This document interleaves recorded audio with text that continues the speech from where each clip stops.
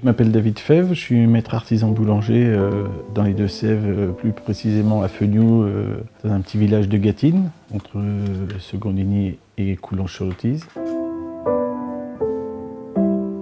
Quand je me suis installé en boulangerie, je voulais surtout pas être en ville. J'étais de la campagne, j'ai voulu m'installer en campagne. Alors il y a 20 ans de ça, c'était encore viable.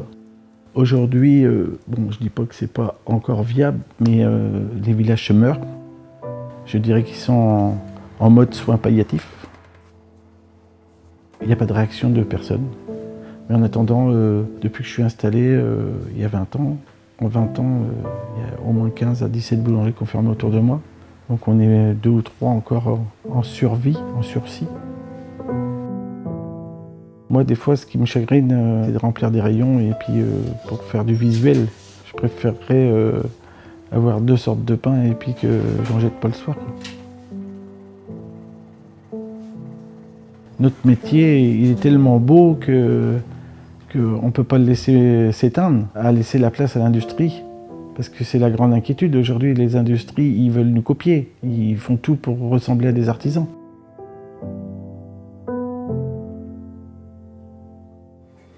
Moi, je me bats pour la ruralité. Je travaille avec un député.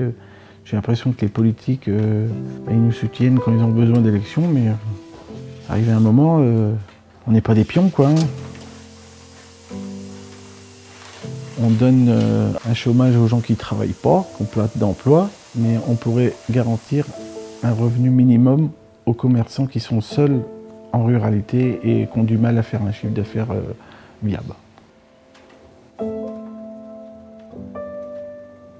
Je fais partie de plusieurs organisations professionnelles où je vois bien que j'ai affaire à des gros patrons qui n'ont pas du tout la vision de la ruralité. Et je suis encore une espèce rare, sûrement, à défendre la ruralité.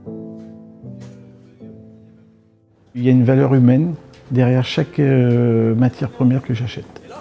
Aujourd'hui, c'est essentiel que les gens savent ce qu'ils mangent. Ils ont besoin de savoir tout le cahier des charges qu'il y a. C'est important d'informer la clientèle sur la qualité de nos produits.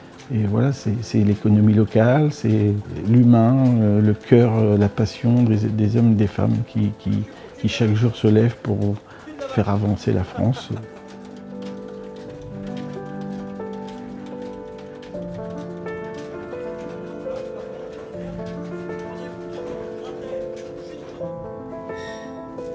Malas, c'est de l'émotion parce que c'est un gamin qui arrive de Syrie. Il commence à dévoiler un petit peu son histoire, des erreurs qu'il a vues. C'est l'école qui me l'a confié. Petit à petit, il a pris sa place dans l'entreprise et je lui ai donné toute ma confiance. Et aujourd'hui, il me rend un amour parce qu'il a trouvé comme un deuxième père, papa français, il m'appelle. Quand il arrive à Fenioux, on m'a dit il ne va pas mettre des bombes, il vient de Syrie. J'ai dit quand même, comment vous pouvez parler comme ça, je veux dire.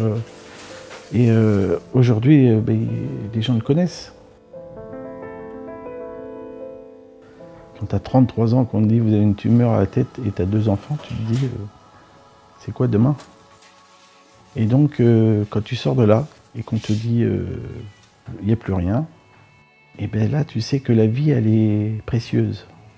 Chaque jour qui passe, tu te dis merci. C'est de là que chaque jour, j'oublie pas de faire ma prière et de dire merci, de pouvoir continuer à vivre et surtout pouvoir continuer à faire du pain. Ça change tout. Tu n'as plus peur de rien. Tu n'as plus peur des autres. La vie est différente. Et tu as envie de donner, de partager et d'aimer.